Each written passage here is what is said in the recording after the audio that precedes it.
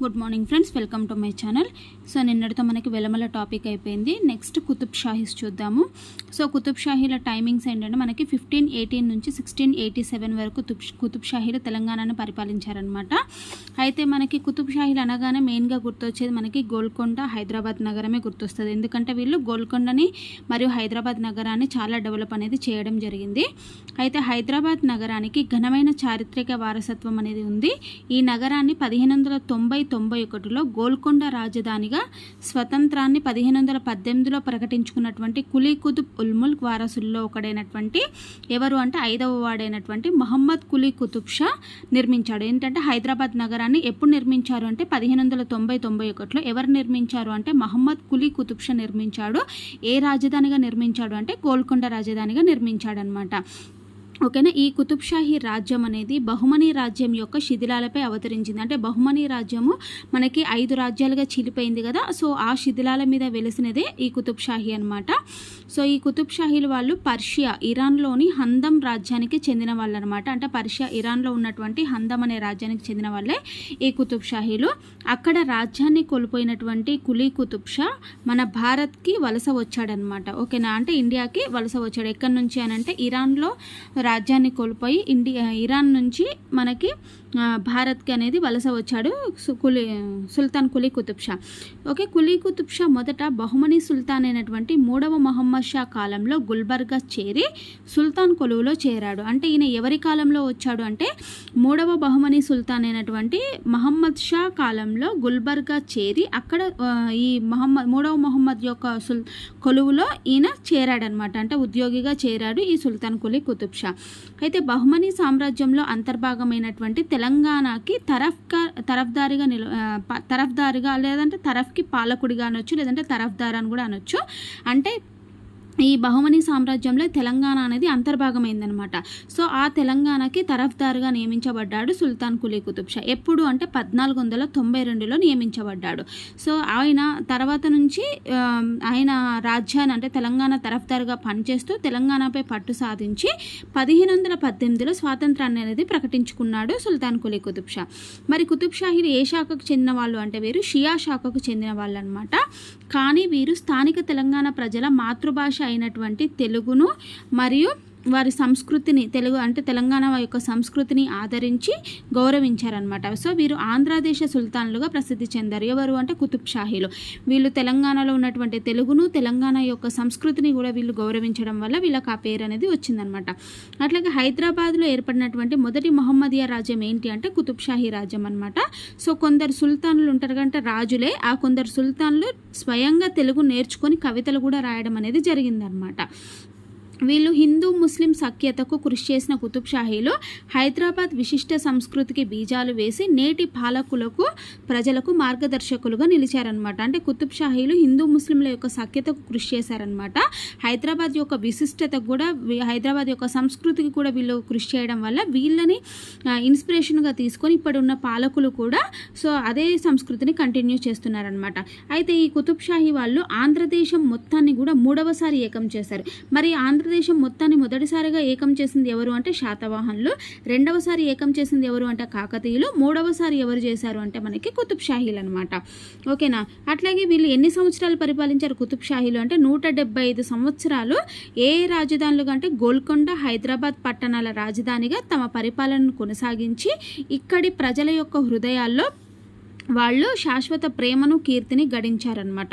So నేటికి తెలంగాణలో వారు నిర్మించినటువంటి కట్టడాలు, ప్రోత్సహించినటువంటి పరమత సహనం అనేది సజీవంగా మనకి దర్శనమిస్తాయన్నమాట. అంటే వీళ్ళు హిందూ ముస్లింల ఐక్యత కృషి చేశారు కాబట్టి వీళ్ళ పరమత సహనం అనేది ఇప్పటికీ కూడా మనకి హైదరాబాద్లో చూస్తుంటాం.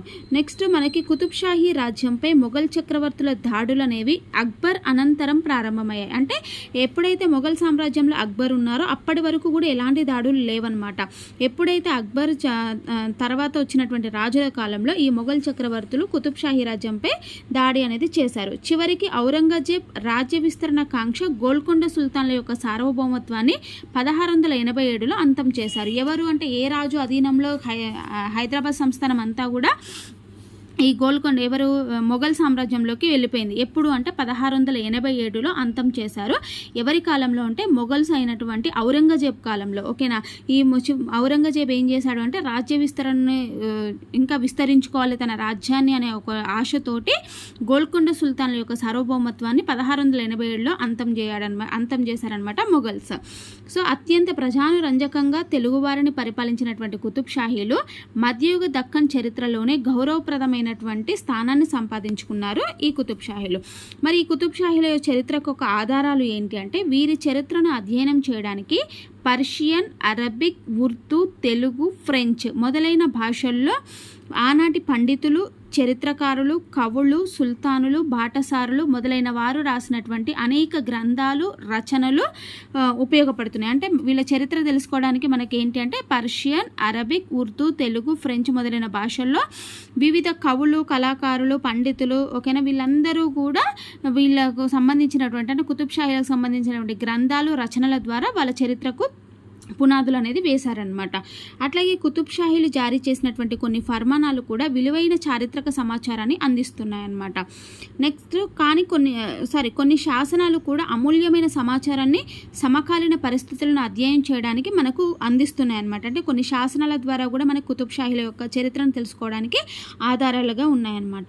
మరి కుతుబ్ షాహీ స్థాపకుడు ఎవరు అని అంటే సుల్తాన్ కులీ కుతుబ్ షా. మరి గొప్పవాడు ఎవరు అంటే మహమ్మద్ కులీ కుతుబ్ షా. చివరివారు ఎవరు అని అంటే హసన్ తానిషా. వీళ్ళ రాజధాని ఏంటి అంటే గోల్కొండ. వీళ్ళ రాజభాష వచ్చేసి పర్షియా. వీళ్ళ తెగ వచ్చేసి కురుకునేలు అనమాట. షియా ముస్లిమ్స్ వీరు కురుకునే తెగకు చెందిన వాళ్ళు.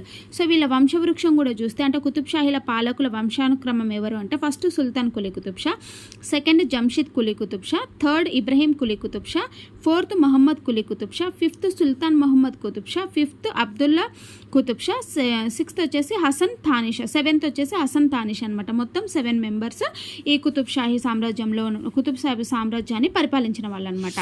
అలాగే మనకి ఇంకేంటి అంటే పురావస్తు ఆధారాలు. అంటే మనకి కుతుబ్ షాహీల చరిత్ర తెలుసుకోవడానికి పురావస్తు ఆధారాలు ఉన్నాయి కదా, అవే శాసనాలు. So first Shitab Khan. ఈ షితాబ్ ఖాన్ వరంగల్లో ఒక శాసనం వేపించాడు. ఇబ్రహీం కులీ కుతుబ్ షా ఏమో నల్గొండ జిల్లాలో ఒక శాసనం వేపించాడు పర్షియన్లో. అట్లాగే మహమ్మద్ కులీ కుతుబ్ షా వచ్చేసి బాద్షాహీ అషుర్ఖానాలో ఒక శాసనం, దారుషిఫాలో మరొక శాసనం వేయించాడనమాట. నెక్స్ట్ అబుల్ హసన్ థానిషా వచ్చేసి మియాన్ మిష్క్లో ఒక శాసనము. విలాస తామ్ర శాసనం ఎవరు వేసారు అంటే మసునూరి ప్రళయ నాయకుడు వేయించాడనమాట విలాస తామ్రపత్ర శాసనము. సో ఈ శాసనం ఏం చెప్తుంది అంటే తెలుగు ప్రాంతాల్లో ఢిల్లీ సుల్తాన్ గవర్నర్ల క్రూర పాలనలో తెలుగు ప్రజల బాధల గురించి తెలుస్తుంది విలాస తామ్ర శాసనం అనమాట. ఈ ముస్నూరి ప్రళయ నాయకుడు వేయించారు. సో పోలవరం శాసనం వచ్చేసి ముస్నూరి కాపే నాయకుడు వేయించాడు. కలవచేరు శాసనం వచ్చేసి రెడ్డి రాణి అనతల్లి. సో ఇవి 3 మనకి ముస్నూరి వంశంలో వస్తాయన్నమాట. అవి వచ్చేసి మనకి ఏంటి అంటే పురావస్తు ఆధారాలు. నెక్స్ట్ వాజ్మయ ఆధారాలు ఏంటి అని అంటే పర్షియన్, అరబిక్ రచనలు ఉంటాయి కదా వాజ్మయ ఆధారాలు. అవి ఏంటి అని అంటే ఖజాయినుల్ పుతునూహ్ సిఫర్, నూర్ షిఫర్ ఇదంతా కూడా ఒకరే అనమాట. ఖజానుయిల్ పుతునుహు సిఫర్, నూర్ షిఫర్ వీళ్ళు వచ్చేసి ఈ రచనలు వచ్చేసి ఎవరు అని అంటే అమీర్ ఖుస్రో రచించాడు. 14వ శతాబ్దం నాటి దక్కన్ పరిస్థితుల గురించి తెలుపుతుంది ఈ రచనలు అనమాట. అట్లాగే మహమ్మద్ కాసిం ఫెరిస్టా అతనేం రచించాడు అంటే తారిక్-ఈ ఫెరిస్టా మరియు ఈ ఇబ్రహిమీ. ఓకే ఇది వచ్చేసి పర్షియన్లో అనమాట. ఓకే ఈ రచనలు వచ్చేసి మనకేంటి అమీర్ ఖుస్రో రచించాడు. ఖజాయినుల్ పుతును సిఫర్, నూరు షిఫర్ అనేవి అమీర్ ఖుస్రో. సో నెక్స్ట్ మహమ్మద్ కాసిం ఫెరిస్టా వచ్చేసి తారిక్-ఈ ఫెరిస్టా, ఈ ఇబ్రహీం ఇది వచ్చేసి పర్షియన్లో. మరి ఈ రచనలో ఏముంది అంటే మధ్యయుగం నాటి దక్కన్ రాజకీయ చరిత్ర గురించి వివరించడం జరిగింది. ఫెరిస్టా తన రచనలో నేటి తెలంగాణ ప్రాంతాన్ని త్రిలాంగ్ అని పేర్కొన్నాడనమాట. ఫెరిస్టా బీజాపూర్ సుల్తాన్ ఇబ్రహీం ఆదిల్ షా కొలువులో చేరాడు. తన రచనను ఆదిల్ షాకి అంకితం ఇచ్చాడనమాట. ఓకేనా. నెక్స్ట్ ఇంకా ఏంటి అని అంటే ఆల్పిని థైపూర్ బుస్తాని ఇది పర్షియన్ వచ్చేసి హదీ ఖాతున్ ఉస్ సలాతిన్ కుతుబ్ షాహీ. ఓకేనా. మరి కాపీ ఖాన్ ఇది ఎవరు అంటే ఔరంగజేబుకు సమకాలికుడు ఈ కాపీ ఖాన్ అనమాట. ఇతను రచించింది ఏంటి అంటే ముంతాకాబ్ ఉల్ లుబబ్. ఓకేనా. సో ఇది వచ్చేసి గోల్కొండ రాజ్య ఆక్రమణ గురించి తెలుపుతుంది అనమాట. ఓకే నెక్స్ట్ గిరిధర్ లాల్ హకీల్ ఇతను వచ్చేసి తారిక్-ఈ జాఫ్రా అనే రచన రచించాడు. జియావుద్దీన్ బరౌని వచ్చేసి తారిక్-ఏ ఫిరోజ్ షాహీ అనే రచన రచించాడు అనమాట. సో ఇవన్నీ రచనలు కూడా మనకి ఇంపార్టెంట్ అనమాట. ఓకేనా. పర్షియన్ అండ్ అరబిక్ రచయితలు, వీళ్ళు వచ్చేసి రచయితలు, ఇవి వచ్చేసి రచనలు అనమాట. ఓకేనా. ఇవన్నీ కూడా వీళ్ళందరూ రచనలు, ఇవి వచ్చేసి ఇవన్నీ కూడా రచనలు, వీళ్ళందరూ వచ్చేసి రచయితలు అనమాట. ఇవి చాలా చాలా ఇంపార్టెంట్, మనకి ఎగ్జామ్లో ఇంతకుముందు చాలాసార్లు అడిగారు. ఓకేనా. సో ఇది కుతుబ్ షాహీల్లో జస్ట్ ఇంట్రొడక్షన్ పార్ట్ అనమాట. సో రేపు వచ్చేసి మన కుతుబ్ షాహీ పాలకుల గురించి తెలుసుకుందాము. సో ఇప్పటివరకు క్లాస్ ఎలా అనిపించింది అనేది మీరు ఒక్క లైక్ కామెంట్ ద్వారా నాకు తెలియజేయండి. ఓకేనా. ఇంకా ఎవరైనా సబ్స్క్రైబ్ చేసుకునే వాళ్ళు ఉంటే ప్లీజ్ లైక్ చేయండి, షేర్ చేయండి, సబ్స్క్రైబ్ చేయండి. So thank you very much.